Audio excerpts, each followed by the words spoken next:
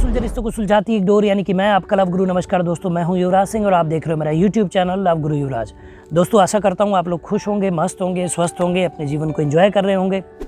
उसी क्रम में मैं एक सवाल लेके आया हूँ आपके लिए, एक परेशानी किसी की, जिसको सॉल्व करेंगे, आपको बताएंगे पूरी स्टोरी और आप भी उससे लाभ उठाइएगा। एंड तक पूरा वीडियो देखिएगा और बने रहिएगा हमारे साथ। तो दोस्तों, सवाल एक ऐसा है, एक लड़का और लड़की थे, दोनों एक जगह काम करते थे, मतलब एडल्ट थे, 25-26 साल के।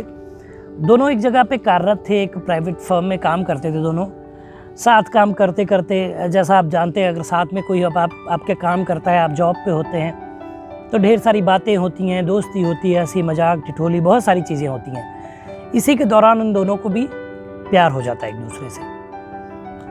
अब ये चाहते हैं कि दोनों साथ में अपना जीवन यापन करें, शादी कर लें और बहुत अच्छे से ये जीना चाहते हैं अपनी लाइफ को। अभी यंग हैं बहुत, तो शादी करना भी इनका सही डिसीजन है कि भाई जैसे प्यार हुआ उसी गर्लफ्रेंड के साथ या उसी बॉयफ्रेंड के साथ वो गर्लफ्रेंड, और ये दोनों एक दूसरे से शादी करना चाहते हैं। ये भी अच्छी बात है कि जगह जगह पे चेंज करने वाला मैटर नहीं। जैसे पिछली स्टोरी मैंने आपको एक बताई होगी, अगर आपको याद होगा तो, उसमें बताया था कि ऐसा करने से ऐसे चीज़ें नहीं करनी चाहिए। ठीक है, तो इनका चलिए थोड़े दिन मतलब चलता रहा इनका प्यार मोहब्बत और सारी चीज़ें होती रही।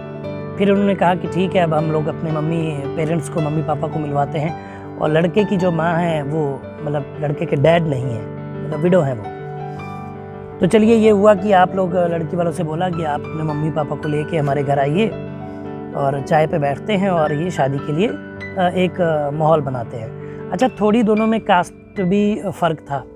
ठीक है, एक अगर देखा जाए, मैं तो ये मायने नहीं रखता मेरे लिए, ना मैं ये मानता हूँ और मैं आपसे भी कहता हूँ ये चीज़ें नहीं माननी चाहिए, लेकिन एक जो रीति रिवाज चले आ रहे हैं उनके अकॉर्डिंग मैं बता रहा हूँ कि ऐसा है कि एक अपर थोड़ा सा कास्ट थी, एक दोनों का, एक का थोड़ा लोअर कास्ट था, लेकिन थे दोनों ही हिंदू ही फैमिली से थे, हिंदू बैकग्राउंड से थे।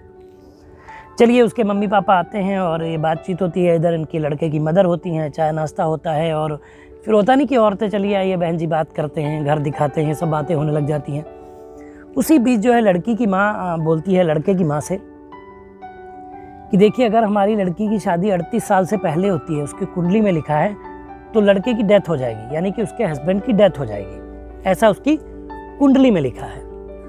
अब भाई स्वाभाविक है कि लड़के की माँ को डर लगना कि भाई उनका एक लड़का है, अगर खुदा न खास्ता कुछ हो गया तो वो क्या करेंगे। वैसे भी उनके हस्बैंड नहीं हैं, वो अकेली हैं। वो इस बात से घबराती हैं और शादी के लिए मना कर देती हैं लड़के से कि वहाँ शादी नहीं करेंगे, चाहे कहीं और करो। तो वो पूछता है कि क्या वजह है, तो बताती हैं ऐसी ऐसी वजह है।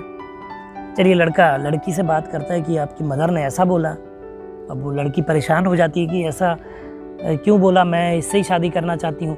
और लड़का भी बोलता है कि भाई मेरी अगर मदर को छोड़ के मैं शादी नहीं तुमसे कर सकता, मतलब मैं मदर को छोड़ दूँ, ऐसा नहीं हो सकता।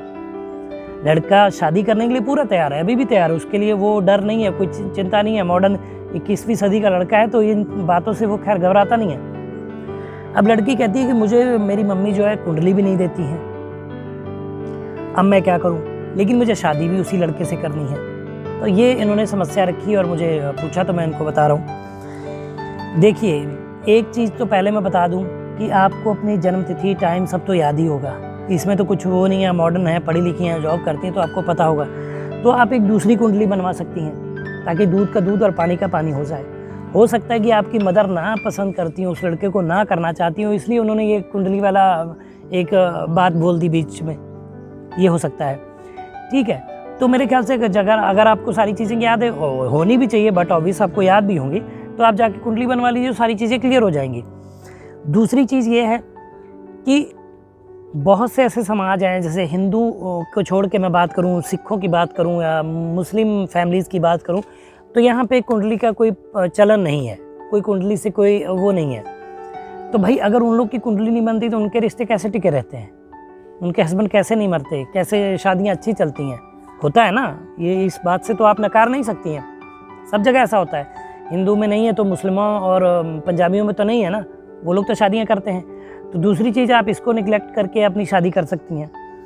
और फिर भी आपको लगता है कि आपकी मदर ने ऐसा फ्रॉड मारा है, तो आप उनसे कुंडली लीजिए, कहते मुझे अपने पंडित को दिखानी है या मैं किसी भी थर्ड पर्सन को दिखानी है। अगर वो रेडी होती है तो ले लीजिए, नहीं होती तो आप अपनी कुंडली बनवा के भी दिखवा सकती है, किसी को देख सकती हैं कि क्या उसमें वाकई ऐसा लिखा है। अगर ऐसा लिखा है तो उसका हिंदू शास्त्रों में उसका तोड़ भी ज़रूर होगा कुछ ना कुछ, ठीक है। तो ये चीज़ें आप कर सकती हैं। और बाकी मैंने बात बताई कि अगर कुंडली की ज़रूरत नहीं है, ऐसा नहीं कि कुंडली के बिना शादियाँ नहीं होती हैं और शादियाँ चलती नहीं हैं, ऐसा बिल्कुल भी नहीं है। तो आप वो चीज़ें भी कर सकती हैं और आप बाद में लड़के की मदर को कन्विंस करके शादी कर सकती हैं। इसमें ऐसी कोई परेशानी वाली बात नहीं है, तो आपको घबराना नहीं है इन चीज़ों से। जब आपने सोच लिया कि आप उनके साथ रहना है, लड़के ने सोच लिया आपके साथ रहना है, तो मुझे लगता नहीं कि कोई ताकत आपको अलग कर पाएगी। इवन इंडियन कानून भी आपको इसकी वो देता है, परमिशन देता है। तो घबराने जैसी तो कोई बात है नहीं। और बाकी भाई पुराने आडंबरों को अपने मन से निकालना मुझे लगता ठीक होगा। तो आप शादी करिए आराम से, कोई टेंशन वाली बात नहीं। बस लड़के की मदर को कन्विंस करिए कि ऐसा कुछ नहीं है। तो दोस्तों, अगर आपकी सिमिलर प्रॉब्लम है, ऐसी कोई प्रॉब्लम है जिससे इन लोगों से मिलती हुई, तो मुझे लगता है आपको वीडियो से लाभ मिला होगा और आप पॉजिटिव महसूस कर रहे होंगे। अगर फिर भी कुछ और प्रॉब्लम है तो आप मुझे नीचे मेल आईडी फ्लैश और इस पर मेल कर सकते हैं। मैं इसके रिगार्डिंग एक वीडियो बना के आपको सॉल्यूशन देने की कोशिश करूँगा। तो दोस्तों, बताइएगा वीडियो कैसा लगा, कमेंट करिए, शेयर करिए, चैनल को सब्सक्राइब करिए। और हाँ, भीड़ भाड़ वाली जगह जाने से बचें, क्योंकि कोरोना बहुत तेज़ अपने पैर पसार रहा है। और हो सके अगर आपको तो जाएं तो मास्क का उपयोग करें। और वैसे भी कहीं भी जाएं मास्क का बिल्कुल उपयोग करें। कोरोना से नहीं, और भी बहुत सारी अन्य बीमारियों से भी आपको, पॉल्यूशन से भी बचाता है, बीमारियों से भी बचाता है। तो मास्क इतना बुरी चीज़ नहीं है मेरे ख्याल से, आप उसको अपना दोस्त बना सकते हैं और यूज़ कर सकते हैं। तो बचे रहें कोरोना से। मिलेंगे अगली वीडियो में, तब तक मुस्कुराते रहें, खुश रहें, क्योंकि जीवन बहुत छोटा है। धन्यवाद।